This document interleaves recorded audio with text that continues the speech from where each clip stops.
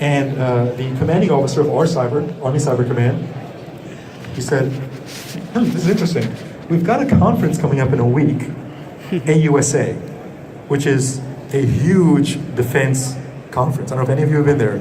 It's where Lockheed and Boeing and all the other titans show off their new tanks and guns and whatever. So he's like, I want you with your $150 tool to go out there and demonstrate what you've done. Can this thing actually do things? Because I know you explained it to me, but I'm a general. I don't really care about that stuff. Can you show me something cool? So I spent a lot of late nights trying to do something cool for him, right? So I went to Radio Shack or Amazon, I believe, and I bought a drone. This is a Parrot AR 2.0 drone, and it's got a well-known flaw in it out of the box. So that fictional scenario where I had the enemy with the drones patrolling isn't so fictional, right? Because what if our adversary, instead of spending several $1,000s and buying a super hardened drone, just buys a couple of these? And if they go down, you only spent $200. Just buy another one, right? And this is actually happening right now, right? This is not the future. This is not fiction anymore. So the general says, can you do something to this drone? So I said, sure, sir. Let me research the drone. And sure enough, I found a flaw. And here's a quick demo of me taking advantage of that flaw. And I'll explain it to you after, in a few seconds. So of course, we all know that these things are nothing more than flying computers, right? And so the programmers, when they built this system, when they had the everything programmed, you can see it falling to the ground. I just told it to turn off. Left Telnet wide open. I referred to Telnet a little earlier. Telnet wide open. So it's like, in order to control this thing, I don't know if any of you have used this, you connect your phone to the access point that this drone controls or makes, and there's no encryption, so no password. So it's an open access point. You associate your phone with this access point, and then you launch the app, and then from the app you can do some stuff. So I thought, well, if you can do that from the app, you can do that from a computer, right? There's nothing special about this. So I went on, I probed around, I used open tools, Nmap, and I found, Telnet's open. So I telnet it into the drone, and I had root access. So what does root access mean? I can do whatever I want. So all I did with 5 lines was just tell the drone to turn off. And it's dramatic, right? When you see something physical happening from some code, you get this very visceral reaction, and it's understandable. Humans want to see something happen. Many of us, it's hard for us to conceptualize those zeros and ones flying over RF. We don't really care, we don't get that. When you see something crash or boom or explode, then it opens up some eyes, right? So he said, what else can you do? You suggest to me that your platform is open and you can modify your rifle in these various ways. What else can you do? So I said, sure, sir. I just wrote another script, right? So I mentioned to you that bunker that I had made. So here it is. So I've got a Wi-Fi access point. I've got, I forget who, I think Linksys makes this. I don't want to call out these companies, but they made a home automation controller. And I've got a GE Link connected to the home automation controller, and I've got a Schlage deadbolt connected to that controller. So I think if I can get a hold of that controller, I get a hold of everything else. Right? Do you agree? So what I did is I targeted that controller. I was able to come up with an exploit pretty quickly and launch it. I mean, of course, this is short distance because I'm in the convention center, but this would have worked at that mile range or mile-and-a-half range that I discussed before. So there's, I reconfigured, and there it goes. The lights go off, and the door pops open. And that's exactly what Eric, my infantry type, wants to see. He wants the light to shut off, and the door to fly open, and the enemy to be surprised. The enemy is relying on this tech, and nothing can go wrong with this tech, right? But with some clever exploits and some clever use in this new technology, we're able to take advantage of that reliance that he has on that tech to our benefit. So Eric's troops are now able to rush in and finally get objective wave. So all in all, this took a few hours of research and a few weeks of getting it all together in a cohesive form, and it's understandable to not only us, the technologists, but also the military types, those executives, and I thought it was very successful. So why does this matter? Well, it matters because the adversary is doing the same thing. So here's a photo of a surface-to-air missile that the Soviets had left in theater in Afghanistan, that they just left there because they didn't care, they didn't think that it would be repurposed. Why? Because this thing relied on these special thermal batteries that were very hard to replicate, right? So they were duds. Without this battery, which had a certain shelf life, this thing was useless. So it's okay if we left it there. Well, it's not okay if your enemy can now come up with those special thermal batteries by making them themselves, right? Things are cheap nowadays. We've got 3D printers everywhere and CNC machines. So ISIS made their own thermal batteries.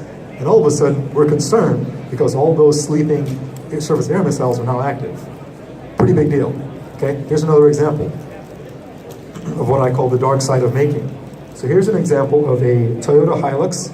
You see these everywhere in Iraq and Afghanistan. I don't know if any of you have been out there. But here's an example of a clever ISIS engineer who took some knowledge that was available in open source and rigged this vehicle to be remote control. So while many of the tech companies in the Valley are spending billions and billions of dollars in R&D on remote control vehicles, this is a pretty simple way to do it, right?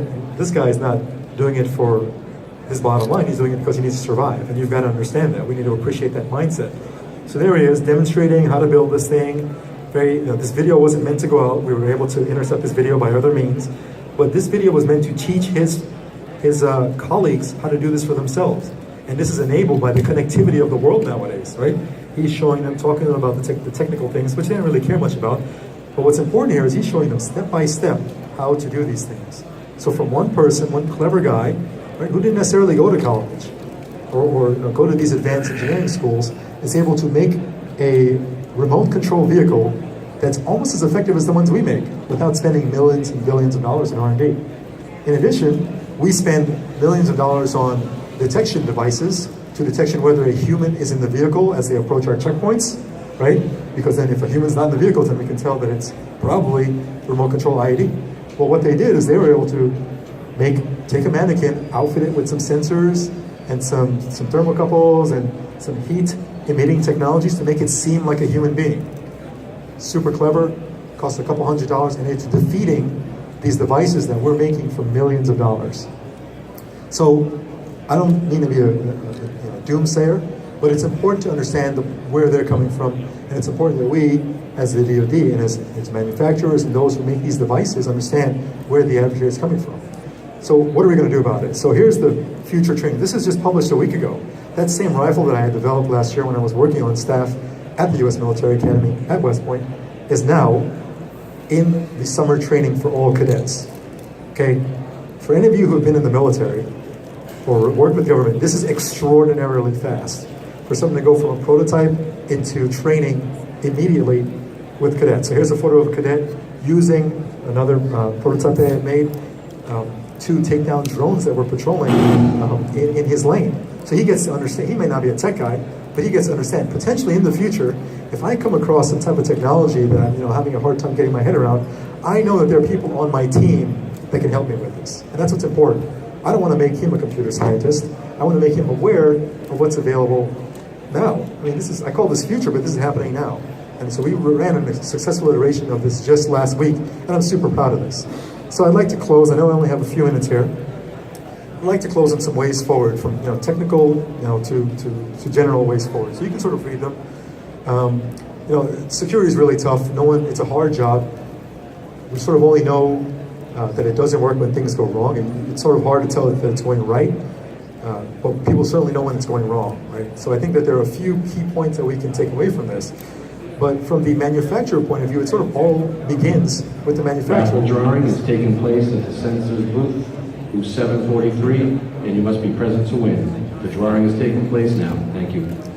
So security is everyone's responsibility. I mean, it's not just mine, it's yours, because we have to have them baked into all of our products. The reason that I was so successful with these proofs of concept was that it was so easy to take these devices down. Why? Because security was an afterthought. Why was Telnet left open on a production drone? Who knows? Probably because it was easy for you to share, to download files, or to link these technologies with other technologies. Who knows? But the point is that security is an afterthought with many of these products. And if security is not an afterthought and it's considered as a requirement and as a major part of our development and engineering cycle, that's going to vastly affect what you see on the news and front lines in terms of breaches and power outages and things like that. At this point, we have what we have, right? ICS is out there, and we have some really talented people working on sort of patching this problem. But as we move from this point forward, and there's already work done, of course, don't get me wrong, we have to consider that security is an imperative. It's no longer an afterthought, just given how connected we are in the world and how easy it is, how low that barrier to entry has become for people to get connected to us, whether we want them to or not. All right?